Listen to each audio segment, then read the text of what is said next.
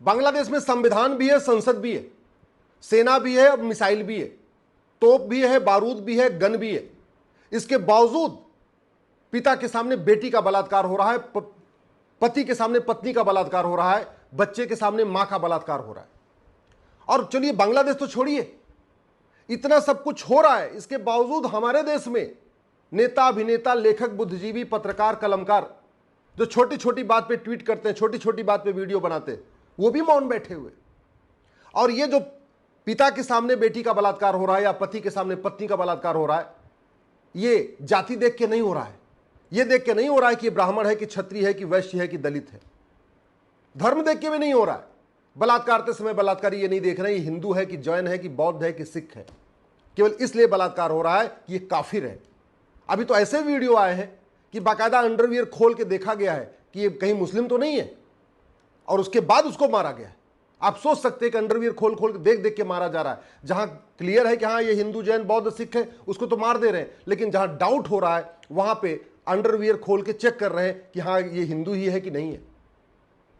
और हमारे देश में इसके बावजूद संसद में तू मैं हो रहा है, आरोप प्रत्यारोप हो रहा है, नूरा कुश्ती हो रही, बतौलेबाजी हो रही, तू चोर मैं सिपाही का खेल हो रहा है। बांग्लादेश में हिंदू, जैन, बौद्ध, सिख खौफ के साए में जी रहे हैं। इसके बावजूद हमारी मीडिया, हमारी खबर पालिका विनेश फोगाट के मेडल की चिंता कर रही है। शर्म नहीं आती? इतना सब होने के बावजूद अगर आप शांत हैं तो इसका मतलब आपका मानसिक खतना हो चुका है। इतना जो कुछ बांग्लादेश में हो रहा है, इसके बावजूद अगर आपकी आत्मा झकझोर नहीं रही है तो आप इसका मतलब दल गुलाम हो चुके हैं। पॉलिटिकल पार्टी ने आपका मानसिक खतना कर दिया है, आपको पूरी तरीके से मानसिक गुलाम बना लिया है। जो कुछ बांग्लादेश में हो रहा है इसके बावजूद भी आप चुप हैं, तो आप न समाजवादी हैं, न अंबेडकरवादी हैं, न लोहियावादी हैं, आप कुछ नहीं हैं, न गांधीवादी हैं, आप बहुत बड़े पाखंडी हैं।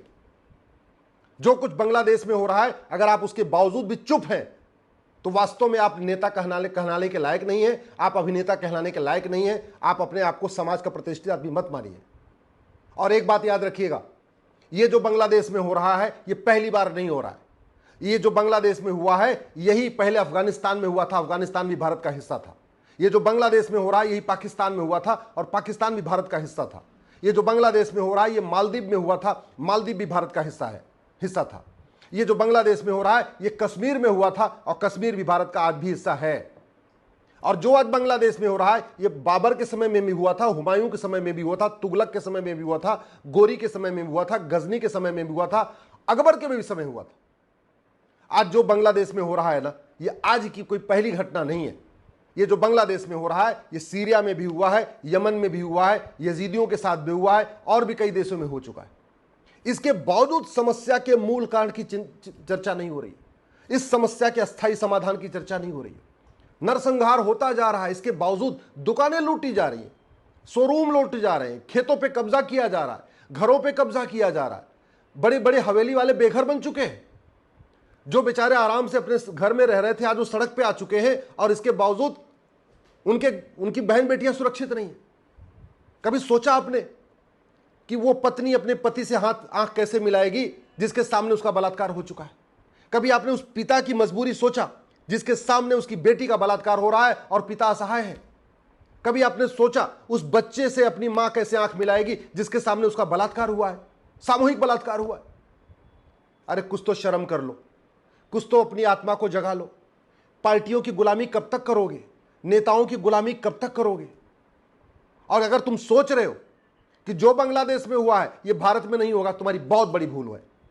जो बांग्लादेश में हुआ है वो कश्मीर में हो चुका है, जो बांग्लादेश में हुआ है वो भारत में भी होगा अगर अभी भी तुम दल गुलामी नहीं करोगे, दल गुलामी नहीं छोड़ोगे। अभी अगर तुम्हारा मानसिक खतरा भी जारी रहा ना तो जो बांग्लादेश में हुआ है वो यहां होगा। मैं हाथ जोड़ के निवेदन कर रहा हूं, छोड़ दो दल गुलामी, छोड़ दो पार्टियों की गुलामी, कठोर कानून की मांग करो। ये जो मुगलिया जो स्कूल चल रहे हैं भारत में, 5 लाख से ज्यादा मुगलिया स्कूल चल रहे हैं जिसमें नफरत सिखाई जा रही है, उनको खत्म करवाने भारत में समान शिक्षा लागू करने की मांग करो। कम से कम 10वीं तक one nation one education board हो, वन नेशन वन सिलेबस हो, वन नेशन वन करिकुलम हो। छोड़ दो पॉलिटिकल पार्टियों की गुलामी। यहां पे भारत में समान नागरिक संहिता लागू करने की मांग करो। समान धर्मस्थल संहिता लागू करने की मांग करो, समान जनसंख्या संहिता लागू करने की मांग करो, घुसपैठ के खिलाफ कठोर कानून की मांग करो। हमारा कानून सड़ा हुआ है, इसलिए 5 करोड़ घुसपैठिए तो 2017 में आ गए थे, अब तो ये 5.5 करोड़ हो चुके और कोई घुसपैठिया निकाला नहीं जा रहा है। किसी एक राज्य से घुसपैठिया कोई नहीं निकाला नहीं जा रहा है। यह कड़वी सच्चाई बता रहा हूं। छोड़ दो पार्टियों की गुलामी, छोड़ दो नेताओं की गुलामी, और जिन नेताओं के भरोसे बैठे हुए हो, जिन पॉलिटिकल पार्टियों के भरोसे बैठे हुए हो, ये कुछ नहीं, तुम्हें बचाने नहीं आएंगे। बांग्लादेश में हत्या बलात्कार हो रहा है, कोई पॉलिटिकल पार्टी उनको बचाने आ रही है क्या? जो वहां हिंदू जैन बौद्ध सिख 1 करोड़ से ज्यादा आज की डेट में सड़क पे आ गए हैं, वो भी वोट देते थे, वो भी पॉलिटिकल पार्टियों के सदस्य थे। बांग्लादेश का कोई धर्मगुरु, महामंडलेश्वर, कथावाचक किसी को बचा पा रहा है क्या? अरे वो अपना ही घर नहीं बचा पा रहे। बांग्लादेश का कोई व्यापारी दूसरों को बचा पा रहा है कि नहीं? वो अपनी दुकान नहीं बचा पा रहा है, अपना शोरूम नहीं बचा पा रहा है, दूसरों कैसे बचा लेगा? बांग्लादेश का कोई नेता अभिनेता दूसरों को बचा पा रहा है क्या? वहां तो अभिनेताओं का घर जलाया जा रहा है, वहां तो गायकों का घर जलाया जा रहा है। अभी जलाया गया ना बांग्लादेश में। तो अगर तुम किसी नेता के भरोसे बैठे हो, किसी अभिनेता के भरोसे बैठे हो, किसी लेखक के भरोसे बैठे हो, बुद्धिजीवी के भरोसे बैठे हो, किसी कलाकार के भरोसे बैठे हो, सुबह से लेकर शाम तक किसी पत्रकार के लिए ताली बजाते रहते हो, तो तुम बहुत बड़े गफलत में हो। तुम्हें समझ में नहीं आ रहा है कि इस समस्या का स्थायी समाधान क्या है। इस समस्या का स्थायी समाधान है भारत में 1 nation 1 education board, 1 nation 1 syllabus, 1 nation 1 curriculum. दूसरा कोई समाधान नहीं। जब तक ये पाक नापाक की सोच खत्म नहीं होगी, तब तक अराजकता खत्म नहीं होगी, तब तक हिंसा बलात्कार नहीं रोकेगा। और पाक नापाक की सोच बचपन से आती है, स्कूल से आती है, इसलिए नफरती स्कूलों को बंद करना पड़ेगा, समान शिक्षा लागू करना पड़ेगा। जब तक ये विशेष दर्जा चलेगा, विशेष तालीम चलेगी, विशेष स्कूल चलेगा, तब तक पाक नापाक की सोच नहीं बंद होगी। पाक नापाक की सोच के लिए समान शिक्षा के समान नागरिक संहिता भी लागू करना पड़ेगा। घुसपैठियों को भगाने के लिए घुसपैठियों और उनके मददगारों की 100% संपत्ति जब्त करने, नागरिकता खत्म करने, आजीवन कारावास, फांसी देने के लिए कानून बनाना पड़ेगा। धर्मांतरण को रोकने के लिए धर्मांतरण कराने वाले और उनके मददगारों की 100% संपत्ति जब्त करने, नागरिकता खत्म करने, आजीवन कारावास, फांसी के लिए कानून बनाना पड़ेगा। अगर हम चाहते हो भारत को बचाना, तो भ्रष्टाचार के खिलाफ कठोर कानून बनाना पड़ेगा, क्योंकि भारत में जितनी अराजकता है, ये सब काले धन के जरिए हो रही है। इसकी सबकी फंडिंग हवाला के जरिए हो रही है, FCRA के जरिए हो रही है। तो विदेशी चंदा नियंत्रण कानून बनाना पड़ेगा।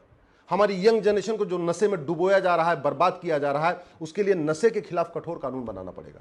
और खुद भी सोच लो कि जितनी अराजकता बांग्लादेश में है, इतनी अराजकता दुबई में क्यों नहीं है, इतनी अराजकता कुवैत में क्यों नहीं है, इतनी अराजकता अरब में क्यों नहीं है? क्योंकि दुबई, अरब, कुवैत का कानून कठोर है।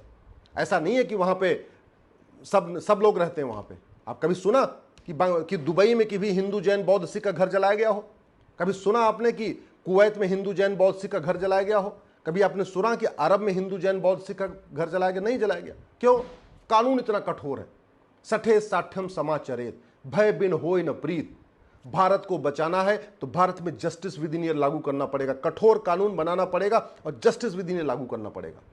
भारत में अगर बचाना है तो ये जो जाति का जहर घोलने वाले नेता हैं, भाषा का जहर घोलने वाले नेता हैं, क्षेत्र का जहर घोलने वाले नेता हैं, इनको तिहाड़ में डालना पड़ेगा, जेल में डालना पड़ेगा। और वो जेल में तभी जा पाएंगे जब कठोर कानून होगा।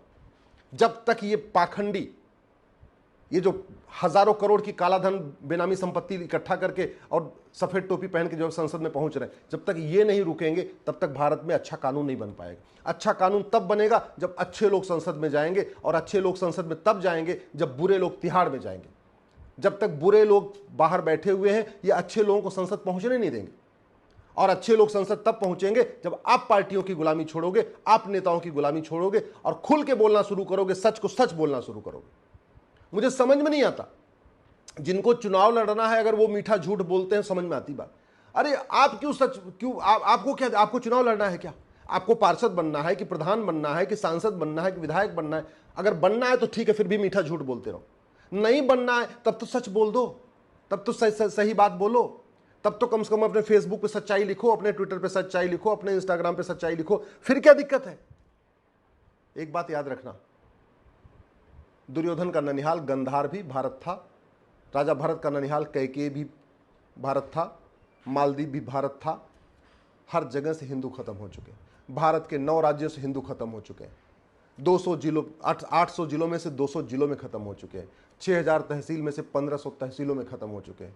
अभी भी अगर मानसिक खतना जारी रहा, अभी भी दल गुलामी नहीं छोड़ी, अभी भी पार्टियों की गुलामी नहीं छोड़ी, अभी पाखंडियों को एक्सपोज नहीं किया और अभी भी कठोर कानून की मांग नहीं किया, तो जैसे आज बांग्लादेश में पिता के सामने बेटी का बलात्कार हो रहा है, पति के सामने पत्नी का बलात्कार हो रहा है, भाई के सामने बहन का बलात्कार हो रहा है, बच्चे के सामने माँ का बलात्कार हो रहा है, ऐसे ही पहले कश्मीर में भी हुआ था और ऐसे ही बाकी भारत में भी होगा। साजिश बहुत तगड़ी है और उस साजिश का एक ही तरीका है, अधर्म का नाश करने के लिए कठोर कानून बनाए जाए।